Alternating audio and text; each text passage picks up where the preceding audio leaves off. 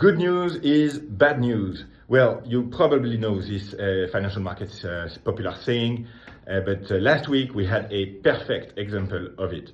So we had way more job creations in the US than anticipated, a stable job market, and actually wages increasing faster than anticipated. So that's great news for the US economy and for the US people.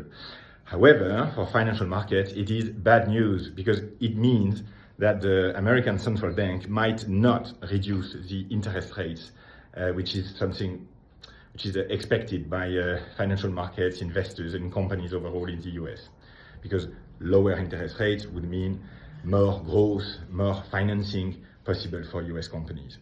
So this week, we will keep going through this key question of will the Fed, the American Central Bank, reduce the interest rates in July with the publication of the May inflation data in the US, which will be very important and might create volatility.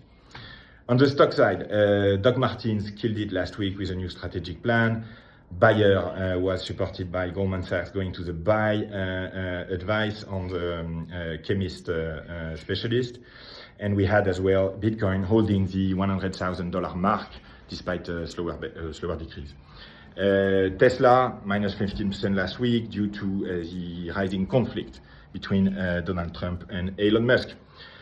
Any questions on financial markets, please ask in the comments. The key question at the moment is, will the Fed reduce the interest rates in the US?